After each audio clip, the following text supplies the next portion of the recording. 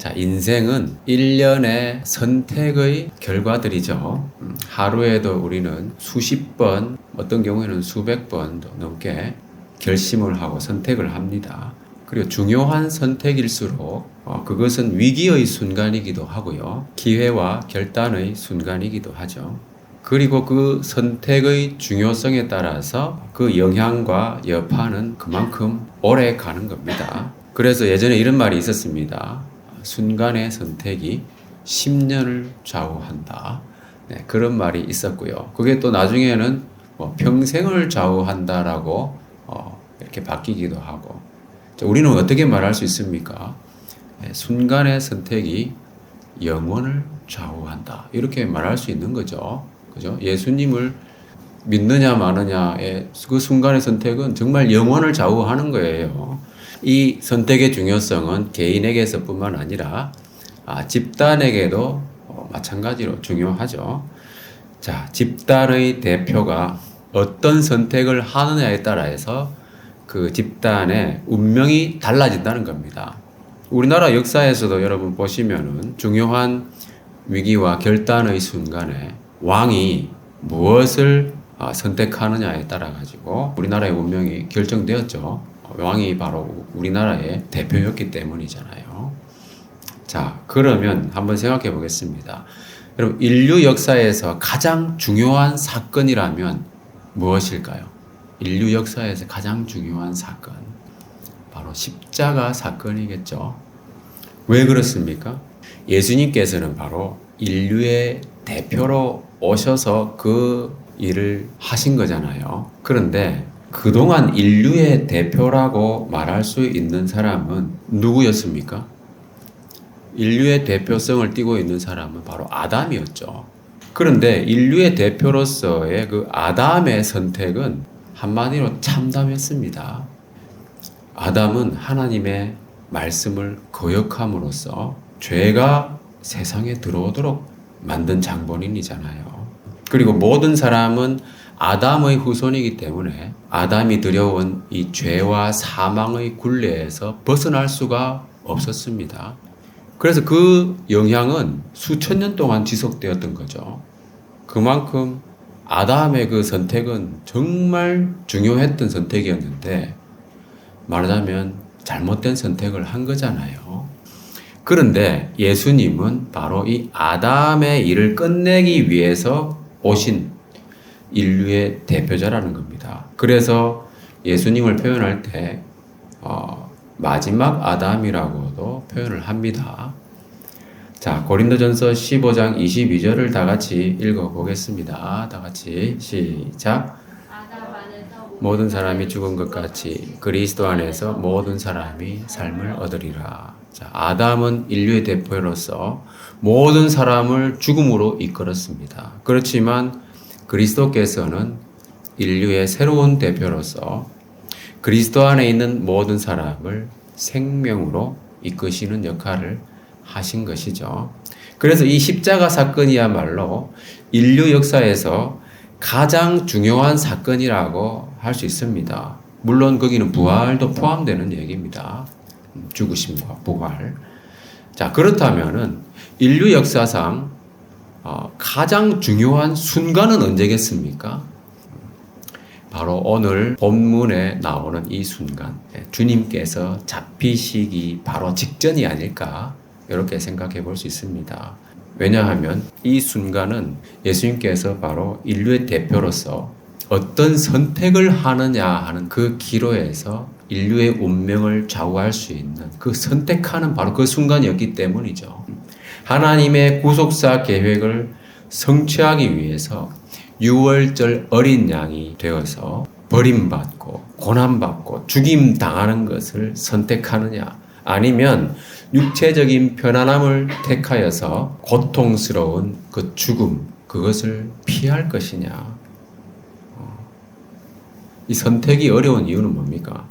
이와 같은 내적인 갈등이 있기 때문이죠. 내면에서는 싸움이 이루어지고 있는 겁니다. 우리 인간의 내면에 보면은 여러 가지 욕구가 서로 충돌하잖아요. 근데 그것을 크게 두 가지로 나누면 이렇습니다. 갈라디아서 5장 17절에 보면은 육체의 소욕은 성령을 거스르고 성령은 육체를 거스르나니 육체의 소욕과 성령이 원하시는 것 이것은 서로 대적하고 싸우는 거죠. 물론 육체의 소욕만 가지고 갈등하는 사람들도 있습니다. 이런 사람들은 고민할 게 별로 없죠. 결국은 다 썩어질 것들 때문에 고민하는 거죠. 자, 육체의 소욕과 성령의 원하심 그 사이에서 갈등하는 경우 이 경우에는 어느 한쪽을 과감하게 버려야 하는 결단이 요구된다는 거죠. 양다리를 걸칠 수가 없다는 거예요. 그래서 그 순간은 정말 갈림길에 서 있는 위기의 순간이기도 한 거예요. 인류의 대표자로 오신 주님께서 바로 이 중대한 선택의 기로 위기와 결단의 순간을 맞이하게 되신 겁니다.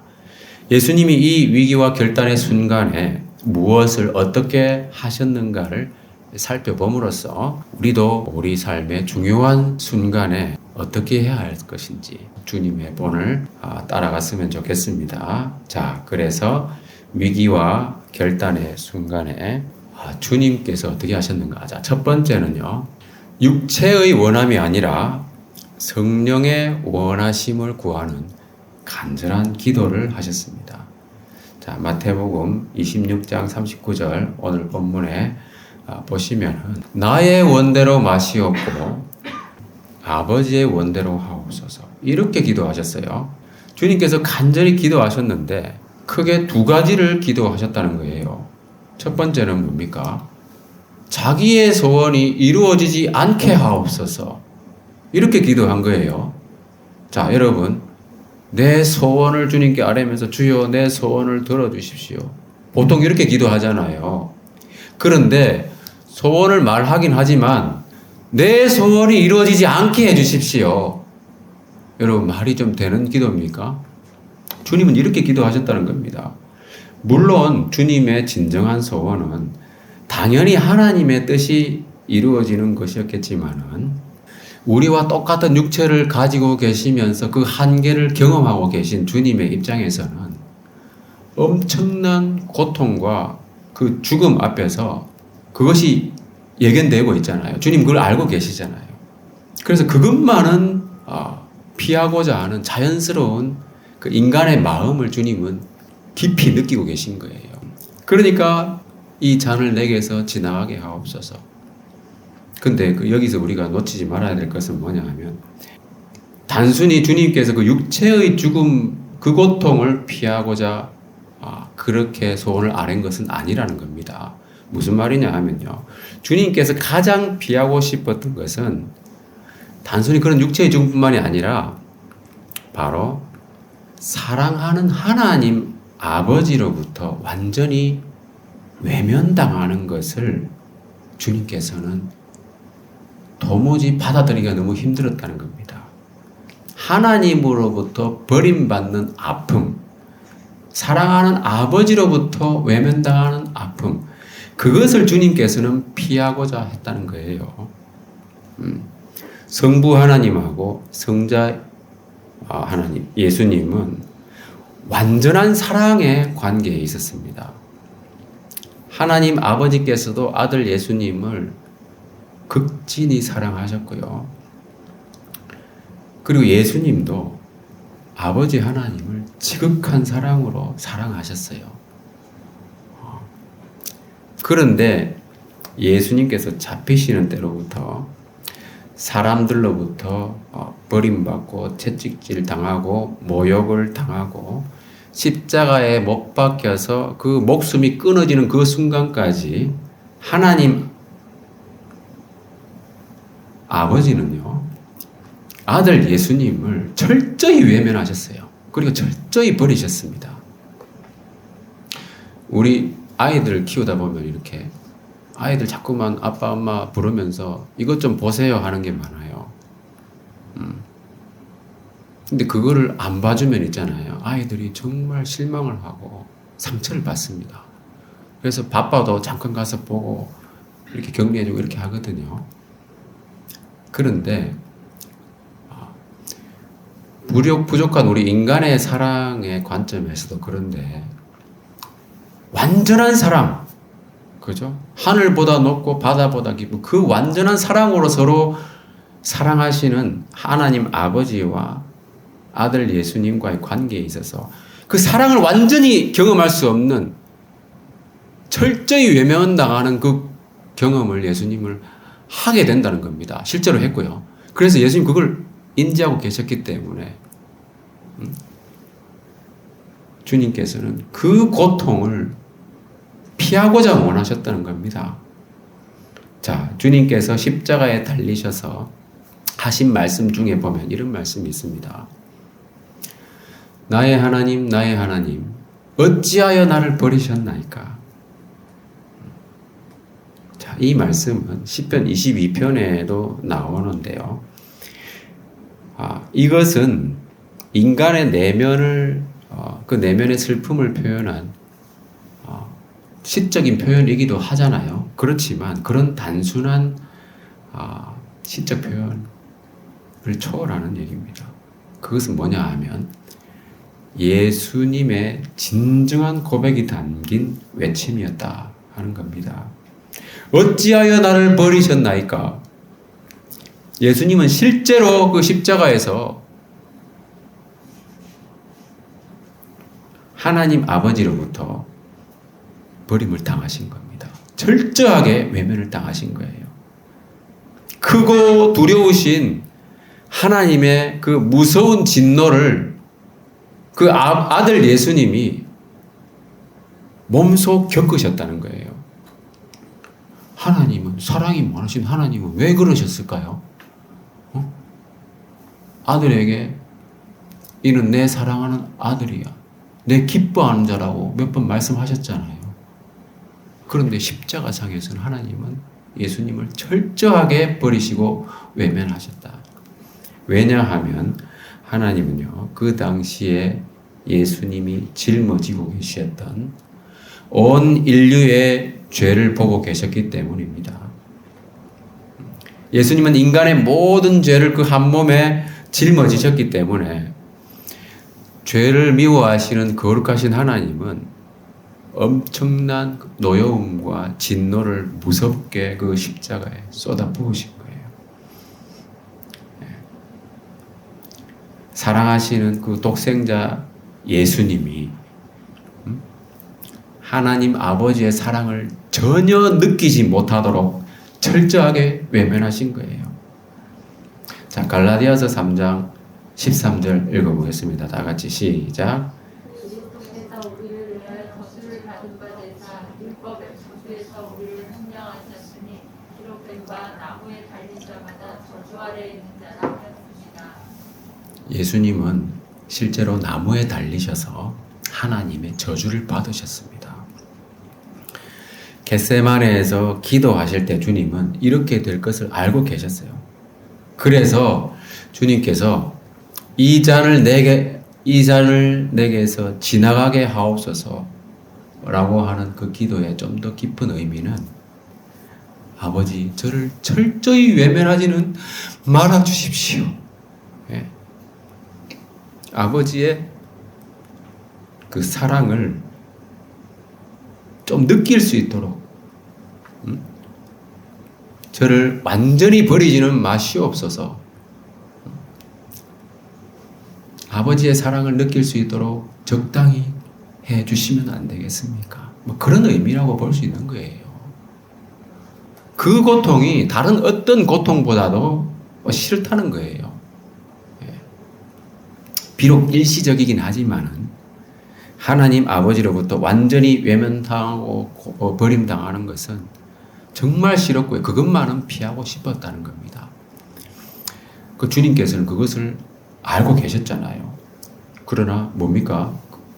주님께서 알고 계셨던 것은 죄에 대한 심판과 형벌에는 적당한 것은 없다는 거예요. 하나님의 공의의 측면에서는 적당히 심판하고 적당히 형벌을 벌어주는 것은 없다는 겁니다. 그 거룩하신 하나님은 그래서 본인은 아버지 하나님의 그 진노가 그렇게 싫었지만 온 인류에게, 우리에게 그죠? 여기 계신 여러분과 저에게 죄로부터 해방되는 길을 열어주시기 위해서는 자신이 죄값을 적당히 치르는 것이 아니라 완전히 치르는 그 길밖에 없다는 거예요. 그래서 바로 그것이 아버지가 원하시는 것임을 주님은 알고 계셨던 거죠. 여러분 실제로 나중에 있잖아요. 주님께서 다시 오셨을 때 양과 염소를 분리하듯이 최후의 심판이 이루어진다고 주님 말씀하셨잖아요. 그때 왼편에 있는 자들에게 주님께서 말씀하실 때는 저주를 받은 자들아 이렇게 말씀하시면서 마귀와 그 사자들을 위하여 예비한 영원한 불에 들어가라 이렇게 하셨잖아요. 그때 그 사람들은요 하나님의 사랑을 전혀 경험을 할 수 없습니다. 그 이후부터는 그 순간부터는 최후의 심판 이후에는 그 사람들은 하나님은 사랑이다 전혀 그것을 경험할 수 없다는 거예요. 하나님은 완전한 빛의 하나님이고 빛과 어둠을 완전히 갈라놓는 분이라고 하는 것을 경험할 뿐입니다. 그래서 슬피 울면서 고통 중에 이를 갈게 된다는 거죠.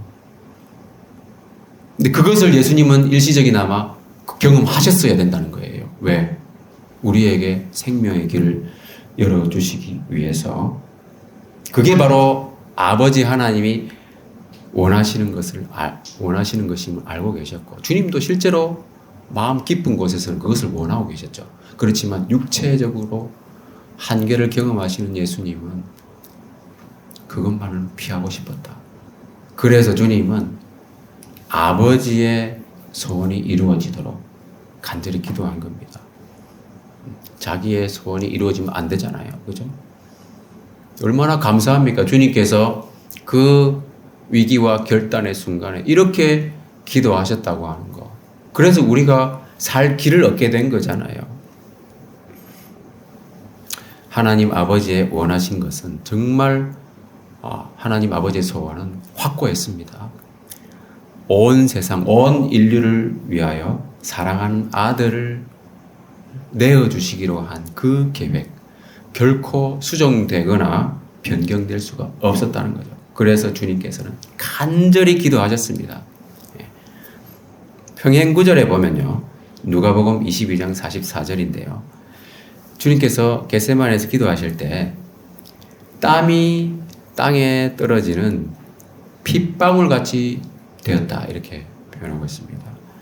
피땀을 흘릴 정도로 깊은 고뇌 가운데 간절히 기도하셨어요. 그리고 주님께서는 3번씩이나 같은 내용으로 기도하셨습니다. 왜 그토록 주님은 간절히 기도하셨는가? 왜냐하면 주님께서도 전능하신 하나님이잖아요. 안 그래요? 예수님도 능력이 많으신 분이잖아요. 그렇기 때문에 자기 소원대로 해버릴까봐 그렇게 되지 않도록 주님은 간절히 기도하신 거예요. 예수님은 원하시기만 한다면 오늘 본문의 53절에 나온 것처럼 12군단 더 되는 천사를 요청하여 그 잡으러 온 무리들을 물리칠 수도 있었습니다. 그러면 하나님 아버지의 뜻대로 되는 것이 아니라 자기 뜻대로 되어버리잖아요. 그것을 피하기 위해서 주님께서는 간절히 기도하신 거예요. 철저히 자기를 부인하시기 위해서 간절히 기도하셨다는 겁니다. 많은 기도에 전념하는 사람들 중에 보면은 자기의 소원이 이루어지도록 간절히 여러 번 반복해서 기도하잖아요. 주님은 그게 아니라는 거예요. 자기의 소원을 자기가 이루지 않도록 능력이 있으시니까 이룰 수도 있잖아요. 철저히 자기를 부인할 수 있도록 간절히 기도하셨다는 겁니다. 그래서 자, 아주 중요한 말씀입니다. 다 같이 시작. 시험에 들지 않게 여기도다. 마음에는 원이로되 육신이 약하도다. 우리도 주님의 본을 따라서 우리 자신의 뜻이 아니라 하나님의 뜻이 이루어지기를 구하면서 깨어서 간절히 기도해야 됩니다. 육신으로는 우리가 이길 수가 없기 때문에 그래요. 그래야만 위기와 결단의 순간에 시험에 들지 않고 올바른 선택을 할 수가 있다는 거죠. 저는 최근에 이 교회 일하고 카페 일을 보면서 우리가 이사를 오는 것이 좋겠다 이런 생각을 하면서 명수대 아파트로 이사를 할 수 있도록 도와주십시오 이렇게 기도했거든요. 그런데 동시에 어떤 기도를 드린 적이 있냐면 주님의 뜻이 아니면 절대로 이 일이 일어나지 않게 하옵소서 그렇게 기도했습니다. 주님의 뜻이 만약 이사 오는 게 아니면 이사 절대 오지 않도록 주님께서 막아주십시오. 이렇게 기도한 적이 있거든요. 그리고 요즘은 제가 우리 교회를 위해서 기도할 때도 저의 소원대로 이 교회가 쓰임받는 게 아니라 하나님의 뜻을 이루는 교회가 되게 해주십시오. 이렇게 기도하고 있습니다. 여러분도 우리 교회를 기도할 때 정말 하나님의 사명을 이루는 교회가 되게 하시옵소서. 그래서 저희 부부는 하나님의 특별한 사명이 있을 거다. 우리 나플러스 교회에. 그 사명을 분명히 보여주시도록 우리가 지금 기도하고 있어요. 물론 일반적인 사명이 있습니다. 그죠? 복음의 말씀 전하고 또 사람들을 주님께로 인도하고 제자 삼고 그죠? 일꾼을 파송하고 이런 것들은 일반적인 사명인데 그 외에 특별한 사명이 있을 거다 이렇게 생각하고 저희가 주님 그것을 보여주십시오 이렇게 기도하고 있습니다. 자, 여러분은 기도하실 때에 여러분의 소원이 이루어지지 않도록 기도한 적이 있습니까? 한번 돌아보시기 바랍니다. 그리하여서 하나님의 뜻을 구하는 기도 생활 그렇게 하시면 하나님이 정말 기뻐하실 겁니다. 자, 두 번째는요. 위기와 결단의 순간에 두 번째는 주님께서는 육체의 칼이 아니라 성령의 검을 가지셨다. 우리도 그렇게 해야 되겠죠. 자, 성령의 검이란 무엇입니까? 에베소서 6장 17절에 보면 성령의 검, 곧 하나님의 말씀을 가지라 이렇게 되어 있습니다. 바로 하나님의 말씀을 의미하는 거죠. 주님께서 잡히시던 그 순간에 함께 있던 자 중에 하나가 누굽니까? 베드로죠. 다른 성경에 요한복음에 보면 베드로라고 나옵니다. 자, 칼로 대제사장의 종을 쳐가지고 그 귀를 떨어뜨렸습니다. 예수님을 나름대로 보호한다는 그런 행위를 한 거겠죠. 그런데 예수님이 뭐라고 하셨냐면은 칼을 도로 칼집에 꽂아라. 칼을 가지는 자는 다 칼로 망하느니라. 이렇게 말씀하시면서 이어지는 또 말씀을 보면은 조금 전에 우리가 보았던 그 말씀을 하신 거죠. 12군단 더 되는 천사를 보내시게 할 수 없는 줄로 아느냐. 만일 내가 그렇게 하면 이런 일이 있으리라고 한 성경이 어떻게 이루어지겠느냐. 그 위급한 상황 속에서도 주님께서는 하나님의 말씀인 그 기록된 성경을 이루시는 일에 깨어 있었다는 거예요. 그리고 뒤에는 이런 말씀도 하셨어요. 56절에 보면은 그러나 이렇게 된 것은 다 선지자들의 글을 이루려 함이니라.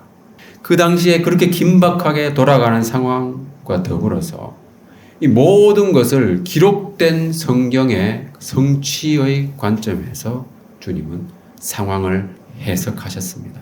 주님께서는 과연 성경의 대가셨잖아요. 그리고 하나님의 말씀으로 충만하셨어요. 하나님의 계획을 알고 계셨고 또 그것을 성취하기 위해서 자기가 이 세상에 오신 것도 알고 계셨습니다. 그렇기 때문에 주님께서는 항상 기록된 하나님의 말씀, 그 성경을 이루시는 데 관심이 있었다는 거죠. 그래서 주님께서는 위기와 이 결단의 순간에도 기록된 성경 말씀으로 올바른 상황 판단과 해석을 하시고 하나님의 뜻에 자신을 온전히 내맡길 수 있었다는 겁니다. 자, 우리 삶에서 정작 필요한 무기가 뭡니까? 군인들한테는 총이 필요하고 그런 군사적인 무기가 필요하겠지만 요즘은 칼이 아니라 총, 뭐 그런 거잖아요. 일반적인 뭐 직장인이나 일반 사람들에게는 자기가 담당하고 있는 그 분야의 지식과 기술이겠죠. 그게 칼에 해당되는 거 아닐까요? 그렇잖아요. 물론 그것도 필요합니다. 그러나 여러분, 항상 우리가 이것을 생각할 때는 우선순위를 생각해야 된다는 거예요. 물론 필요합니다. 지식과 지혜와 기술, 그 분야에. 그렇지만 우선순위는 뭡니까? 그런 물리적인 것이 아니라 영적 분별력을 갖게 하는 하나님의 말씀을 가져야 된다는 거예요. 여러 가지 세상 지식과 기술을 쌓고 단련하기보다도 진리의 말씀으로 무장하는 것이 우선임을 항상 기억하시기 바랍니다. 자, 위기와 결단의 순간에 세 번째는 위선적 거룩함이 아니라 자기의 진실한 모습을 나타내셨다는 겁니다. 주님께서는 마태복음 23장에서 서기관들과 바리새인들을 책망하실 때에 그들을 규정하신 한마디는 뭐냐 하면 바로 그들은 위선자라는 것이에요. 자, 위선자가 뭡니까? 겉으로만 진실하고 착한 척하고 거룩한 척하는. 그렇지만 그들의 내면의 세계와 그 개인적인 삶은 썩어 문드러지고 황폐해져 있는 겁니다. 그게 바로 위선자예요. 그리고 뭡니까? 말과 행동이 불일치하는 사람을 위선자라고 하는 겁니다. 그래서 주님께서 이런 말씀을 하셨죠. 무엇이든지 그들이 말하는 바는 행하고 지키되 그들이 하는 행동은 본받지 마라. 그죠? 그들은 말만 하고 행하지 않는다. 백성들에게 이렇게 가르치셨어요. 서기관들과 이 바리새인들이 듣기에 얼마나 이 모욕적인 말입니까? 그러나 이것이 그들의 실상이었잖아요. 근데 주님께서는 산상수훈에서 이런 말씀을 하셨습니다. 자, 악한 자를 대적하지 말라. 누구든지 네 오른편 뺨을 치거든 왼편도 돌려대라. 이런 말씀을 주님께서 직접 하셨잖아요. 그런데 실제로 사람들은 악한 의도를 가지고 주님께 와가지고 말의 올무에 걸리게 하려고 여러 가지 어려운 문제를 질문을 하고요. 또 막 논쟁을 벌였습니다. 근데 그게 실패하니까 이제 아무런 잘못도 확인되지 않은 상태에서 큰 무리를 밤에 보내가지고 칼과 몽둥이를 들려서 잡으려고 보냈어요. 그 얼마나 비겁하고 악합니까, 여러분? 악한 자들의 행위들이잖아요. 그런데 만약에 주님께서 그 상황에서 그들을 꾸짖거나 천사들을 시켜서 막으셨다면 악한 자를 대적하는 모습이 되어버리잖아요. 주님께서는 악한 자를 대적하지 말라고 하셨는데 말과 행동이 불일치하게 되어버리잖아요. 그래서 주님은 어떻게 하셨습니까? 대적하는 대신 순순히 잡히셨다는 겁니다. 그리고 칼로 그 대제사장의 종을 쳤던 그 베드로를 나무라시면서 그 종의 귀를 고쳐주기도 하셨죠. 평행구절에 보면은 귀를 만져서 낫게 하셨다고 되어 있습니다. 끝까지 주님은 참으시고 선을 베푸시는 그 모습, 잡히시기 전까지 선을 베푸셨잖아요. 그죠? 그래서 주님께서는 가르치신 말씀 그대로 행하시는 언행일치의 참 스승이셨다. 참된 스승의 모습을 보여주신 겁니다. 그래서 우리가 주님의 그 말씀과 인격과 삶을 본받으려고 하는 거잖아요. 자, 그리고 주님께서는 기도하실 때 따로 3명의 제자들을 데리고 가셨습니다. 누굽니까? 베드로와 요한과 야고보잖아요. 근데 이것은 지난번에 변화산에 올라가실 때도 이들 데리고 가셨어요. 그때 주님 어떻게 됐습니까? 그 높은 산에서 변형되셔가지고 얼굴이 해같이 빛났습니다. 그날 아주 밝은 날이기도 했죠. 영광스러운 하나님 아들의 모습을 보여주셨습니다. 그런데 오늘 본문 보면 어떻습니까? 똑같이 그 3명의 제자들을 데리고 가셔가지고 뭘 보여주셨습니까? 고민하고 슬퍼하시는 모습을 보여주시면서 마음의 상태를 그대로 나타내셨습니다. 그리고 얼굴을 땅에 대시고 엎드려 기도하셨어요. 그날은 또 한밤중이었어요. 어두운 밤중. 어둠의 권세로다. 그죠? 영적으로도 어둠의 권세였고요. 연약한 인간의 모습을 그대로 보여주셨다는 거예요. 정말 대조적인 모습이었습니다. 스승으로서 주님께서는 그 연약한 모습을 숨기지 않으셨어요. 있는 모습 그대로 스승의 마음과 삶을 투명하게 제자들과 공유하셨습니다. 리더십 연구가 중에 브레네 브라운이라는 사람이 이런 말을 한 적이 있어요. 용감한 리더십의 가장 큰 장벽은 갑옷이다. 왜냐하면 갑옷은 인간이 인간됨을 막고 서로 배려하고 공감하고 연민을 표현하는데 방해가 된다. 그래서 모두가 두렵고 불확실할 때 우리에게 필요한 리더는 갑옷을 벗고 자신의 취약성을 드러내는 사람이다. 그래야 팀원들의 공감과 신뢰를 더 얻을 수 있다. 이런 말을 한 것을 봤습니다. 주님께서는 인간적인 한계에 스스로를 제한하시면서 자신의 고민과 슬픔을 그대로 다 드러내셨습니다. 하늘에서 오신 분이 땅에까지 낮아지셔가지고 오히려 얼굴을 땅바닥에 대시면서 엎드려 기도하셨어요. 하나님 앞에 그렇게 기도하시는 것을 부끄러워하지 않으셨어요. 진정한 리더십이 무엇인지를 보여주신 겁니다. 그럼에도 불구하고 제자들은 그런 스승의 마음을 잘 알지도 못했을 뿐더러 함께 깨어있지도 못했죠. 돌이켜보면은 그들은 그 변화산에 갔을 때도 자다가 깨어가지고 횡설수설 했었잖아요. 그리고 오늘 본문에 나오는 그 역사상 가장 중요한 그 순간 예수님의 제자들은 졸음을 이기지 못하여서 깨어서 기도하지도 않았다는 거죠. 그들은 인류 역사상 가장 중요한 위기와 그 결단의 순간에 인류의 대표자로 오신 그들의 주님을 결과적으로 어떻게 됐습니까? 다 버리고 도망을 갔습니다. 이게 바로 제자들의 모습이라는 겁니다. 근데 참 생각해보면 여러분, 예수님이 참 정말 대단하신 것 같아요. 이런 제자들을 데리고 다니셨다는 거 아닙니까? 예수님이 제자들 데리고 다니실 때 제자들이 하는 얘기는 항상 엉뚱한 얘기를 했었어요. 물론 베드로가 신앙 고백을 할 때 그건 정말 모범적인 답안을 이야기한 거죠. 그러나 바로 그 뒤에 무슨 일이 일어났습니까? 주여 그리 마옵소서. 그죠? 진짜 개념 없는 이야기를 한 거잖아요. 그 예수님이 뭐라고 했어요? 사탄아 물러가라. 베드로는 그런 말까지 들었습니다. 참 속된 말로 하자면 참 찌질한 그런 사람들이지 않았는가. 여러분 우리는 어떻습니까? 주님을 따라가는 삶에 있어서 주님 보시기에 정말 내가 제대로 하고 있습니까? 이 제자들보다 좀 나은 면이 있나요? 결국은 제자들이 다 떠나버렸잖아요. 그러니까 지금까지 주님께서 제자들을 데리고 다니면서 가르쳐 주시고 제자 훈련을 한다고 하셨는데 다 떠나버린 거예요. 남는 게 아무도 없었잖아요. 실패한 거 아닌가? 그렇지 않다는 거죠. 뭡니까? 주님은 그렇게 될 것도 다 알고 계셨어요. 그리고 그게 끝이 아니었잖아요. 나중에 부활하신 후에 주님께서는 이러한 제자들을 다시 다 불러 모으시고 그들을 있는 모습 그대로 다 용납하셨습니다. 그리고 성령님이 강림하신 이후에는 그들이 정말로 주님의 사역을 그대로 이어나갔잖아요.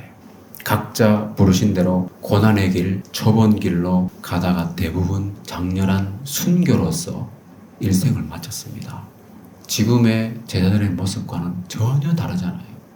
주님은 현재의 모습을 보시는 게 아니고 있는 모습 그대로 받으셔가지고 정말 나중에 주님의 그 길을 같이 가는 자들로 다 변화시켜 주신 거예요. 자, 말씀을 마무리하겠습니다.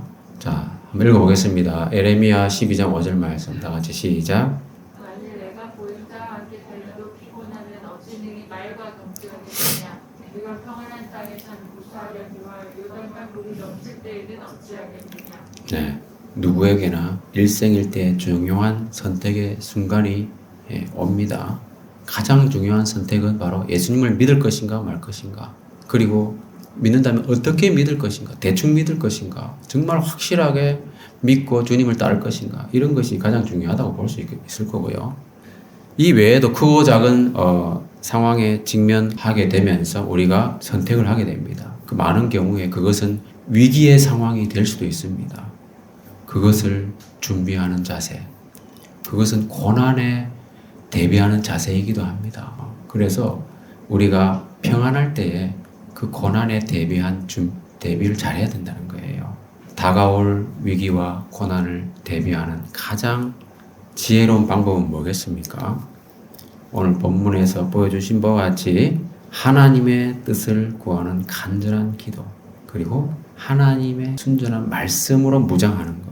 그리고 주님께서 제자들에게 진실한 모습을 가감 없이 보여주신 것처럼 우리가 부족하지만 주님을 따라가는데 힘쓴다는 거죠. 그 주님은 우리를 수준이 낮다고 책망하시는 것이 아니라 우리를 있는 모습 그대로 받으시고 항상 격려하십니다. 진정한 리더십을 발휘하셔서 그렇게 해주신다는 거예요. 제자들처럼 졸면서라도 주님을 따라가야 된다는 겁니다. 그러면 주님의 때에 주님께서는 우리가 주님께 쓰임받는, 하나님께 쓰임받는 그 영광스러운 은혜를 누리게 해주신다는 겁니다. 이 설교를 들으시는 모든 분들이 자신의 모습 그대로 주님을 따라가서 주님께 다 쓰임받게 되시기를 예수님 이름으로 축원합니다.